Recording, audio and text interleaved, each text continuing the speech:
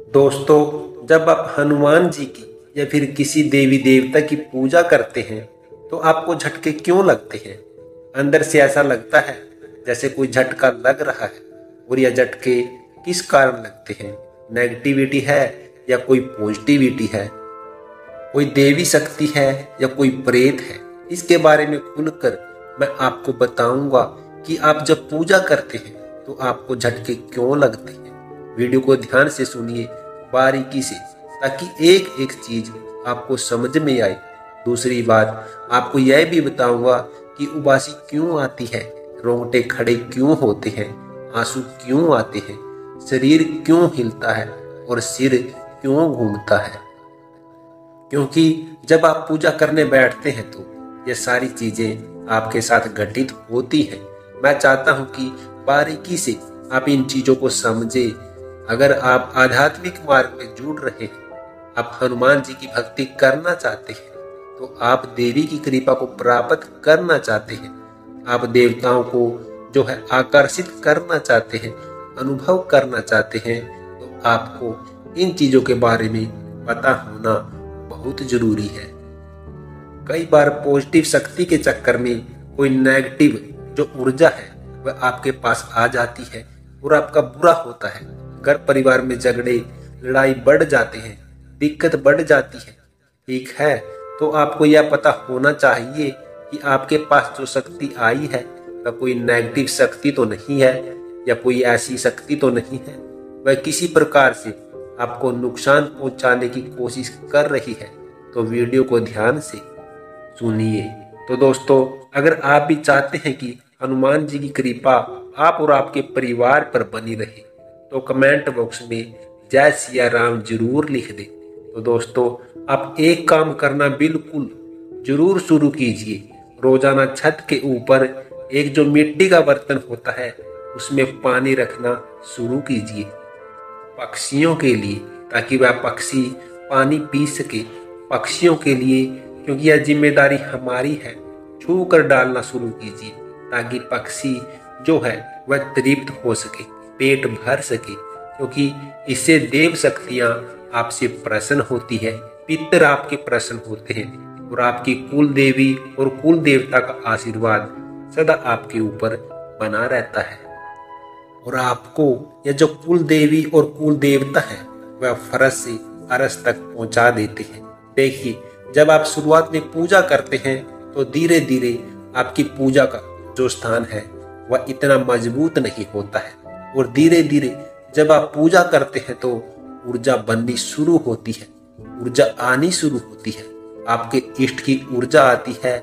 जिस तरीके से बारिश जब होती है तो बारिश की बूंदें आपके ऊपर गिरती है और धीरे धीरे 1 2 बूंद 4 बूंद 5 बूंद गिरते गिरते आप वह पूरी तरीके से भिगो देती है। उसी तरीके से जब आप पूजा शुरू करते हैं तो जिस इष्ट की सेवा करते हैं, जिस इष्ट की पूजा करते हैं, उनकी ऊर्जा की बारिश होनी शुरू हो जाती है। कभी 1 किरण, कभी 2 किरण, कभी 3 किरण। तो इस प्रकार से आपको ऊर्जा धीरे धीरे प्राप्त होती है और आपका शरीर उस ऊर्जा में भीगता चला जाता है। आपकी आत्मा तक वह ऊर्जा पहुंच जाती है। इसी कारण से, इसी ऊर्जा के माध्यम से आपका जो ऑरा है वो तैयार होता है, और जिसका विश्वास जितना ज्यादा मजबूत होगा उतना ही वह तेजवान होगा, उतनी ही शक्ति उसकी तरफ आकर्षित होगी। कोई नेगेटिव उसके शरीर में फिर प्रवेश नहीं कर सकती। तो जब पूजा करते हैं तो धीरे धीरे उस ऊर्जा की बारिश होती है आपके ऊपर। तो एक ऐसा समय आता है जब वह ऊर्जा धीरे धीरे बढ़ जाती है। काफी बढ़ जाने के बाद क्या होता है? सबसे पहला कारण होता है जो आपको उबासी आती है। उबासी आनी शुरू हो जाती है, बड़ी बड़ी उबासी आती है। आप मंत्र जप करते हो, मंत्र के बीच बीच में उबासी आती है। पहले छोटी उबासी, फिर बहुत बड़ी बड़ी उबासी आनी शुरू हो जाती है। 5 सेकंड 10 सेकंड उबासी तक आपको आनी शुरू हो जाती है। वह ऊर्जा के कारण होता है, क्योंकि वह जो ऊर्जा है आपके शरीर में जाती है अवशोषित होती है वह ऊर्जा आपके शरीर को शुद्ध करने का काम करती है।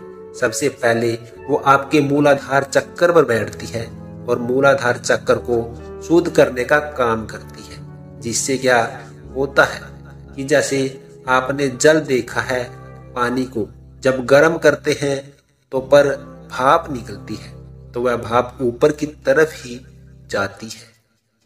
ऐसे ही जब आपके मूलाधार चक्कर पर ऊर्जा बैठती है और मूलाधार चक्कर को जब वह जागृत करती है और मूलाधार चक्कर जब घूमना शुरू होता है तो उससे जो नेगेटिविटी निकलती है वह मुंह के जरिए बाहर निकल जाती है। दूसरी बात, रोंगटे खड़े होना आपके शुरू हो जाते हैं। यह आपके इष्ट की कृपा का ही एक कारण होता है। कई बार आप जागरण में जाते हैं, किसी पूजा में जाते हैं, किसी मंदिर में जाते हैं, या फिर कभी आप भगवान की बात करते, अपने इष्ट की बात करते हैं, उनका चालीसा या उनका कोई पाठ सुनते हैं, मंत्र सुनते हैं, तो भी आपके साथ ऐसा होता है। क्योंकि जब आप वह सुनते हैं तो उस मंत्र की जो ऊर्जा है वह कनेक्टेड होती है, वह जुड़ जाती है आपके अंदर की जो ऊर्जा से, इसलिए आपके साथ ऐसा होता है। ठीक है, अब बात करते हैं जो झटका लगता है वह क्यों लगता है। आपको झटका इसलिए लगता है कि जब आप पूजा का पाठ शुरू करते हैं तो जो नीचे की जो ऊर्जा होती है, जो मूलाधार चक्कर पर जो ऊर्जा होती है, वह ऊर्जा एकदम ऊपर की तरफ जाती है तो वह जोर लगाती है। होता क्या है कि जैसे ही आप पूजा कर रहे हैं तो वह एकदम उठने की कोशिश करती है। जैसे आप देखेंगे एक बोतल है, एक बोतल को, खाली बोतल को पानी में डुबाने की कोशिश करो, खाली बोतल को तो एकदम वह झटके से ऊपर आएगी। तो इसी तरीके से झटके से ऊपर आती है वह ऊर्जा, एकदम झटके से ऊपर आती है।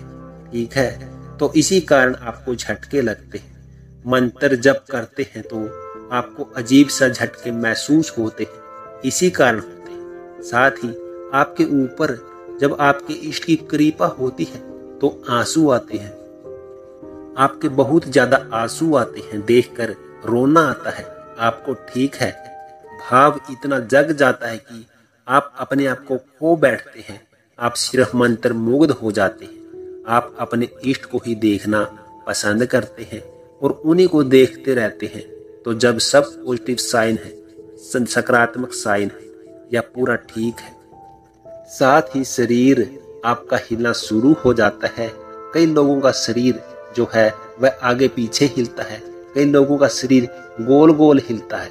ठीक है, तो कई लोगों के शरीर में क्या होता है, किसी का हाथ जो है वह फड़फड़ा आता है, किसी की आंख फड़फड़ाती है, किसी का एक पैर जो है वह हिलता रहता है।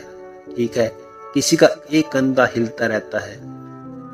तो यह सब एक सकारात्मक ऊर्जा का कारण होता है, क्योंकि जो शक्ति आपके ऊपर आई है, आपके शरीर में जिस शक्ति ने प्रवेश किया है, वह शक्ति एक स्थान चुनती है, अपना उस स्थान पर जाकर वह बैठती है। तो उस स्थान पर जो है वह जनकार होती है, संपादन होता है, वह चीजें, वह शक्ति हिलती है। या कई लोगों का आपने देखा होगा, जब उनके ऊपर सवारी आती है तो उनका कोई एक हाथ हिलता है, कोई एक पैर हिलता है, कई बार सिर्फ गर्दन घूमती रहती है, कई लोगों का कंधा हिलता है। तो इसके ऊपर जो मैं आपको गुण बता रहा हूँ वह उसका कारण होता है कि जो शक्ति आपके शरीर में आ रही थी, जो प्रवेश कर रही थी, वह अपने एक स्थान चुनती है और उस स्थान पर जाकर बैठ जाती है।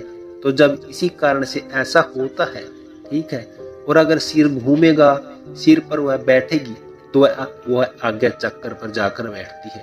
तो आज्ञा चक्कर पर क्या होता है, आज्ञा चक्कर के बीच में जब बैठती है तो सिर जो है वह बहुत तेजी से रोटेट होता है, गोल गोल घूमता है। तो यह सब कारण है। दोस्तों, इस वीडियो में बस इतना ही। मिलता हूँ अगली वीडियो में, तब तक के लिए वीडियो को लाइक करके चैनल को सब्सक्राइब कर लीजिए। और कमेंट बॉक्स में जय श्री राम, जय श्री बालाजी महाराज अवश्य लिख दीजिए। धन्यवाद।